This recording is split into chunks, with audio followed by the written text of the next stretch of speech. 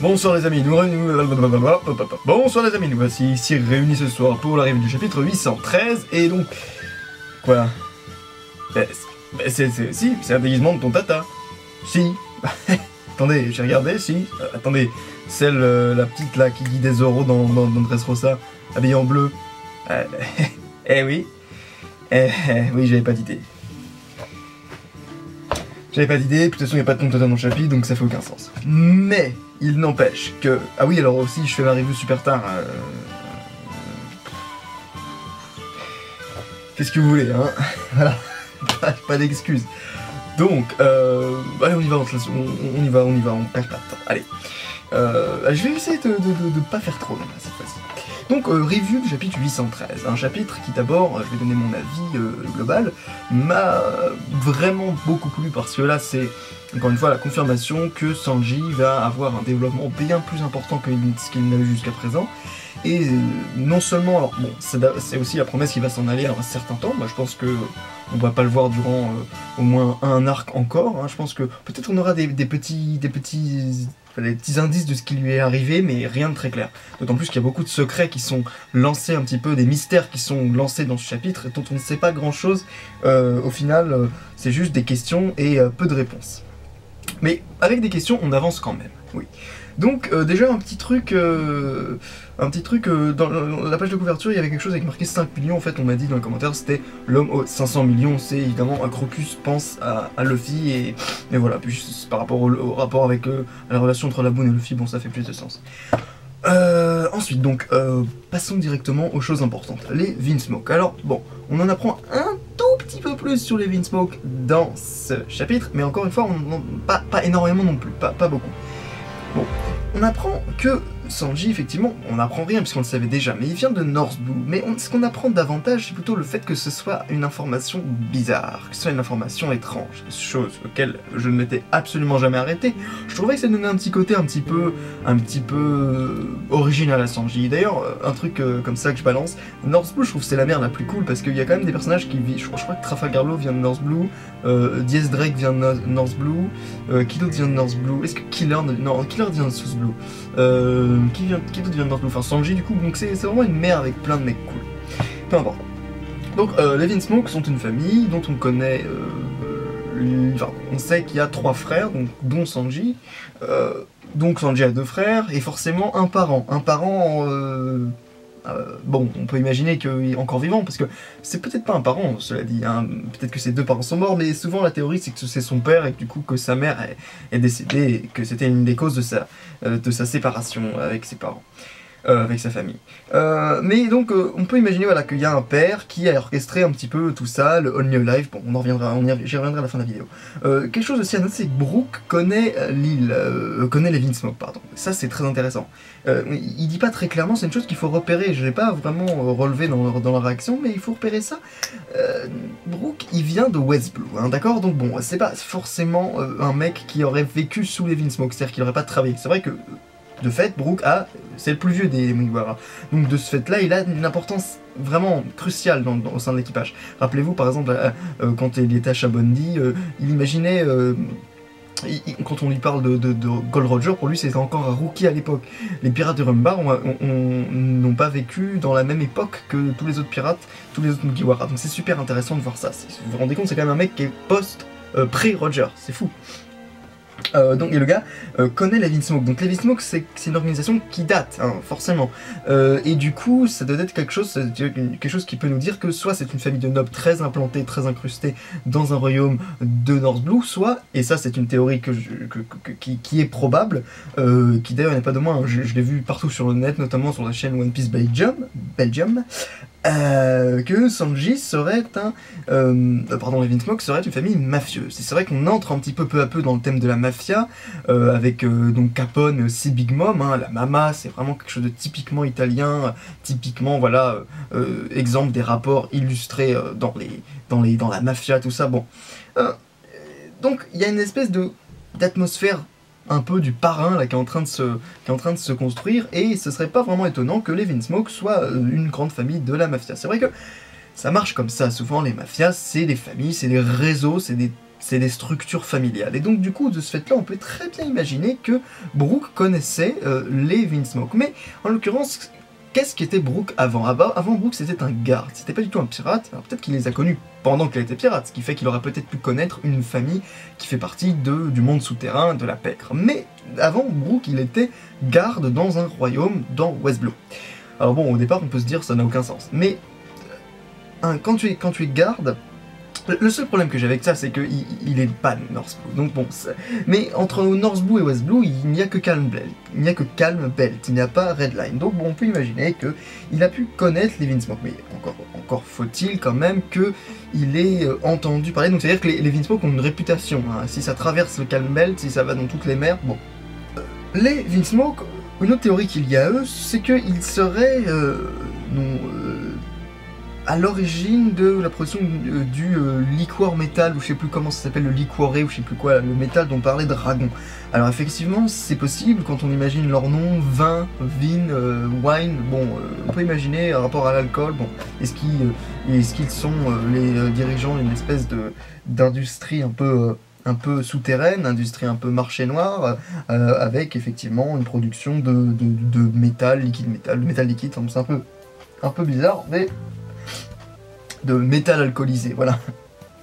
En l'occurrence, ce qu'on sait, c'est que les Vinsmoke, il y a des frères de Sanji, il y a le père, et que ça peut être soit une famille de nobles très très vieille, très ancienne, soit une famille de la mafia, mais à ce compte-là, elle a une influence absolument énorme, et il faut aussi parler juste un tout petit peu donc du père, si jamais effectivement le grand ponte de tout ça, c'est quelqu'un qui maîtrise un petit peu, qui a des relations dans la marine, dans le gouvernement mondial, soit si c'est un noble, on peut le comprendre effectivement via le fait qu'il peut avoir des relations avec le gouvernement mondial via la noblesse, via peut-être même le dragon céleste, chose dont on peut douter parce que ce serait quand même énorme. Mais si c'est un membre effectivement de la pègre, là par contre la relation avec le gouvernement mondial elle est beaucoup plus vicieuse, beaucoup plus pernicieuse, parce que ça veut dire que le gouvernement est corrompu, bon on sait, hein, mais ça veut dire que voilà, il y a des liaisons un petit peu souterraines, des pots de vin, on imagine bien tout ce genre de trucs. Également on peut imaginer que c'est les deux, hein, que ce soit une famille noble et faisant partie de la pègre. On passe au deuxième sujet, Sanji. Sanji, donc, on a dans ce chapitre un petit peu un aperçu, un petit aperçu de ce que va être son histoire. L'année Sanji, hein, véritablement, va nous révéler ce qui s'est passé entre sa naissance, si vous voulez, et sa fuite, ou alors sa séparation avec sa famille, c'est son arrivée avec Zeph. Donc voilà, sa rencontre avec Zeph. Bon, on peut imaginer que, de toute manière, voilà, il a un passé lourd de chargé de secrets, chargé de mystères, des choses qu'il ne veut pas, voilà, auxquelles il ne voulait pas se confronter de nouveau. C'est quelque chose qui est très intéressant. Donc, on voit que, quoi qu'il arrivera, on sait que Sanji, voilà, a des choses à cacher, et ça, c'est très intéressant. Même s'il dit à ses compagnons qu'il voulait rien cacher, mais qu'il espérait vraiment, finalement, d'une certaine manière, que ça disparaisse, que ce soit enterré à jamais. Donc, ça, c'est cool. Donc, voilà. On sait qu'il a pu vouloir fuir sa famille, ça c'est une chose potentiellement, c'est possible quoi. Mais le truc c'est que ce qui est compliqué à imaginer, c'est effectivement relevé par Brooke, North Blue, East Blue, c'est un voyage qui est pas facile. Alors soit c'est sa famille qui a aidé avec la relation, peut-être que Sanji ne s'est pas enfui, peut-être qu'il a été finalement tout simplement séparé, c'est peut-être ça, mais dans ce cas-là, pourquoi est-ce qu'il voudrait complètement couper les ponts avec sa famille? Ça fait pas grand sens, je dois vous l'avouer. Alors après, pourquoi il se serait caché volontairement? Est-ce qu'il aurait essayé d'oublier ses secrets? Peut-être que c'est tout simplement parce que, comme je l'ai dit, il s'est enfui et qu'il aurait des secrets. Il aurait un secret, quelque chose qui se serait passé avec sa famille. Peut-être qu'il se serait opposé à sa famille. D'une certaine manière, peut-être que c'est lié aux femmes. On sait que Sanji a un rapport très important avec les femmes. C'est plus que juste il veut voilà, se les faire. Non, il y a quelque chose de très important. Peut-être c'est lié à une relation maternelle ou peut-être même une relation amoureuse. Mais très très jeune, c'est possible aussi. Peut-être je pense plus à la mère parce que c'est iconique et que voilà, ça expliquerait bien des choses. En l'occurrence, il y a quelque chose qui est très intéressant avec Sanji, c'est qu'il y a évidemment des enjeux qu'on ne maîtrise pas. Là, pour l'instant, il y a des trucs, on ne sait pas encore pourquoi. Par exemple, quand Vito, le nouveau personnage introduit dans le chapitre, lui susurre à l'oreille, oui, lui susurre, ça existe comme mot, lui chuchote à l'oreille des choses, quelque chose qui fait changer d'avis Sanji, qui était pourtant auparavant déterminé à dire non à Capone. Et bien là, il lui dit quelque chose et tout à coup Sanji, voilà, il change de truc. Bon, alors est-ce que, moi je pense évidemment que c'est une forme de chantage, que machin, Vito a dû lui dire, bon voilà, si tu viens pas, on va te massacrer, enfin on va défoncer peut-être quelqu'un que t'aimes, ou on va défoncer les Mugiwara d'une manière ou d'une autre, je sais pas comment, mais bon, il a fait du chantage. En l'occurrence, c'est quelque chose qu'il faut être mis en exergue par rapport à ce qui vient d'être dit, c'est que juste dans le message, juste après, dans le message que Sanji écrit, il y a marqué cette fille. Il faut que j'aille voir cette fille. Alors, ce qui est très marrant, c'est que ça pourrait tout à fait être relié à Charlotte Pudding, puisqu'on sait que c'est elle qui va rencontrer, mais il y a quand même quelque chose qu'il faut bien noter, c'est que dans le chapitre, Sanji dit que c'est une fille que je connais même pas. Pourquoi est-ce que je me marierais avec une fille que je connais même pas? Je crois qu'il dit ça, hein, je ne vais pas dire de bêtises. Mais, ce qui veut donc nous dire que pourquoi il faudrait qu'il aille voir cette fille s'il ne la connaît pas? Quel rapport il aurait, quel besoin il aurait expressément de dire à cette fille, voilà, bon, parce que Sanji, bon, je veux bien qu'il soit un petit peu le chevalier servant de toutes les dames du monde, mais faut pas déconner quand même. En l'occurrence, je pense, et ça c'est ma petite théorie, que Sanji a non pas uniquement des frères et des parents, mais une sœur, ou plusieurs sœurs. Je pense plutôt à une sœur, ou peut-être que c'est pas une sœur, mais du moins une fille qu'il connaissait, qui était dans sa famille, peut-être, je sais pas, quelqu'un qui connaissait de l'époque Vinsmoke, de l'époque où il était encore chez les Vinsmoke, et que, voilà, auquel il tient, auquel il ne veut pas qu'on fasse de mal. Bon, d'accord. En l'occurrence, donc voilà, le mystère demeure, mais je pense qu'il y a quelque chose là-dedans. Cette fille, à mon avis, c'est pas du tout Pudding, c'est un nouveau personnage, et j'espère qu'on en apprendra davantage par la suite. Passons maintenant très vite fait sur Capone. Capone, on commence à comprendre un peu le personnage. C'est quelqu'un non pas d'extrêmement balèze, puissant comme New Rouge, ou je sais pas moi, voilà, un autre supernova balèze comme Killer. Non, je pense que, d'ailleurs, non, parce que Killer, c'est pas qu'une brute, hein, Killer, il est intelligent. Mais Capone, c'est voilà, c'est le même type, c'est quelqu'un qui est assez intelligent, qui est assez... En fait, mes deux exemples étaient assez mauvais, parce que Yoru, je pense pas que ce soit un mec bête. Parce qu'on a vu le côté un peu moine, enfin peu importe. Donc Capone, c'est quelqu'un de très organisé, très intelligent, très rusé, il sait toujours comment se dépatouiller d'une situation un peu tendue, et c'est vraiment impressionnant la façon dont il retourne la situation, dont il met la main sur tout. Il est vraiment très balèze. Et encore une fois, donc ça m'a l'air d'être quelqu'un qui est un peu une tête pensante. En l'occurrence, il est à la tête d'une sorte de d'une mafia, d'une sous-mafia, puisque finalement, si Big Mom, la Big Mom Family, si vous voulez, est une forme de mafia, Capone, c'est aussi un autre boss, quoi, de la mafia. Et le fait qu'il ait un conseiller, ça montre qu'il s'intègre dans le schéma traditionnel, la structure traditionnelle de la mafia sicilienne, qui est d'abord en fait le chef, le deuxième c'est le sous-boss, et le troisième en lice c'est le conseiller. Ensuite il y a des espèces de capitaines et de... voilà. Et ensuite différents quartiers, différents domaines d'action, voilà. Donc ça c'est... Mais je veux dire, dans une mafia il y a toujours trois mecs, le boss, le sous-boss et le conseiller. Et ici on a Vito, donc on est très fortement amené à redécouvrir un autre personnage qui sera le sous-boss de l'équipage des Fire Tank Pirates. Donc voilà, sinon, ah oui, par rapport à son pouvoir, on voit qu'il a en fait un Paramecia vraiment très versatile, qui lui donne un petit peu de pouvoir comme avec ceux du cyborg Franky, hein. Et donc c'est un Paramecia de type donc corporel, transformation en objet, c'est-à-dire en château. Donc voilà, un Paramecia qui je pense nous donnera beaucoup d'intérêt, et surtout je pense que c'est pour ce qui concerne les combats quelque chose qui est vraiment très original. Dernier élément à évoquer, le futur conflit entre Big Mom, Luffy et les Vinsmoke.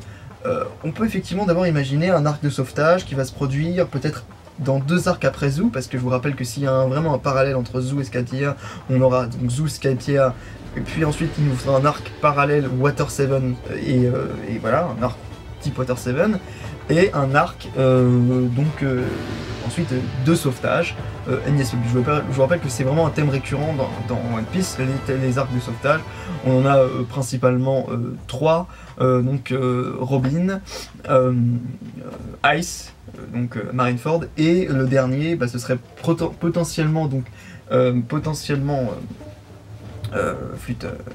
celui-là, un arc pour sauver Sanji, mais il y avait également un petit peu les mêmes codes avec Nami dans l'arc Arlong, même si c'était pas vraiment un arc de sauvetage, parce que techniquement Nami était pas à sauver, elle était avec les Mugiwara, mais il fallait sauver le village de Nami, bon bref. Donc voilà, on peut imaginer un arc où il faudra sauver Sanji. Je pense que par contre, ce qui serait pas mal, c'est que ce soit pas exactement comme ce qui s'est passé avec Robin. C'est-à-dire que j'aimerais que ce soit différent, que ce soit pas exactement la même chose. Et je pense de fait que ce sera la même chose, ce sera différent effectivement, parce que déjà qu'on a vu qu'entre Alabasta et Dressrosa, c'était quand même pas exactement la même conclusion, que les enjeux avaient changé, que c'était pas... Non, que c'était les mêmes enjeux, mais que les résultats avaient été différents. Donc ça, c'était bien. On voyait qu'il y avait une évolution. Donc je pense que là, Sanji va nous donner quand même autre chose que être juste la pauvre victime qui essaie de se sacrifier pour les autres. Non, on a vu que Sanji c'était quelqu'un, et ça c'est donc ma conclusion hein, là-dessus, c'est que voilà, Sanji c'est quelqu'un qui est déterminé à affronter ses problèmes seul et à les régler tout seul. Par contre, c'est toujours quelqu'un qui est tourné vers les autres. C'est vrai qu'il règle les problèmes tout seul, il veut pas emmerder le monde avec ses secrets, tout ça. Et souvent c'est le mec qui va faire les choses derrière, hein, qui va toujours chercher la porte à côté. Rappelez-vous à Rain Base, mais on les répète tout le temps ces moments-là, mais bon, voilà, la porte de la justice... tout le temps à Whiskey Peak, pas Whiskey Peak, à Little Garden, enfin bon, c'est toujours les mêmes trucs qui se produisent. Sanji qui est un petit peu l'agent solitaire qui se débrouille. Et enfin donc voilà, on peut imaginer que Sanji va vouloir affronter son passé avec les Vinsmoke. Et les Vinsmoke, je ne sais pas quelles vont être leurs réactions, parce que techniquement on peut s'imaginer que peut-être qu'ils vont être super heureux de retrouver Sanji. Peut-être que non, peut-être qu'ils vont vouloir se venger qui les a quittés, mais ce serait étonnant qu'ils veuillent se venger de la dernière fois qu'ils l'avaient vu, c'était un enfant, donc bon c'est très curieux, mais peut-être qu'ils veulent l'utiliser. Et Big Mom, quel est l'intérêt qu'a Big Mom envers les Vinsmoke? Parce que s'il y a un mariage, il y a des intérêts. Est-ce qu'il n'y aurait pas un conflit potentiel entre les deux familles? Parce que souvent quand on s'allie entre familles, c'est pour éviter justement les conflits. Mais ça pourrait également être un moyen pour Big Mom de contrôler les Vinsmoke. Or rappelez-vous, si on parle de mafia ici, on parle de la pègre, et depuis Alabasta et depuis même Punk Hazard, on est habitué à ce monde de la pègre de plus en plus. On avait Doflamingo qui était une espèce de revendeur, une espèce de dealer qui contrôlait un petit peu tout le marché noir pour les Yonko, mais là on arrive à les structures mafieuses, c'est-à-dire non plus celles exactement des commerçants, des dealers, des marchés noirs, mais des mecs qui sont les pontes, quoi, hein, les mecs qui possèdent les relations, les réseaux, les mecs qui sont ceux qui possèdent, quoi, le pouvoir de la mafia, quoi. Enfin, le pouvoir de la mafia, oui, l'influence, tout ça. Et donc, on arrive avec peut-être des familles qui s'opposent. Peut-être que le Yonko n'est pas aussi tout-puissant et omnipotent face à une famille qui peut-être a des soutiens dans le gouvernement mondial. Peut-être qu'effectivement, les Vinsmoke sont un problème pour Big Mom.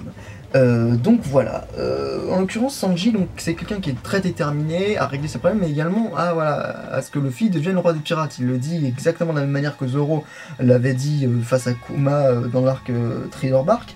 Et c'est un perso qui, voilà, on nous montre encore une fois que c'est un perso solide et intelligent, que c'est quelqu'un qui est rusé, qui est intelligent, qui sait faire quand les choses ne vont pas, il sait gérer les situations exactement comme Capone d'ailleurs.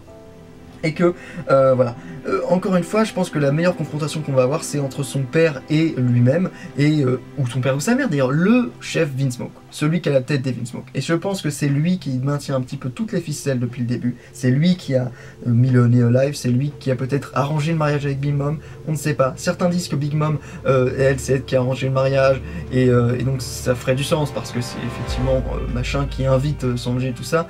Donc bon, ça ferait du sens qu'effectivement l'invitation vienne de Big Mom, mais peut-être que c'est Vinsmoke finalement, Vinsmoke Father, hein, Vinsmoke Senior quoi, qui a organisé tout ça. Donc on sait pas, mais en l'occurrence, il y a beaucoup à savoir, beaucoup de questions ont été posées. Je pense que Sanji pardon, va se révéler, ça va être génial, je pense. Vraiment honnêtement, je suis super content. Et voilà les amis, à peu près tout ce que je disais, ce que j'ai à dire sur ce chapitre. Je vous retrouve demain du coup. Est-ce que je fais une réaction live? Dites-moi dans les commentaires. Ah bah non du coup dans les commentaires parce que je la sortirai peut-être plus tard. Enfin je sais pas. Bon allez les amis. En tout cas peut-être que j'en ferai un puis on verra ce que ça fait. Allez les amis. Ciao.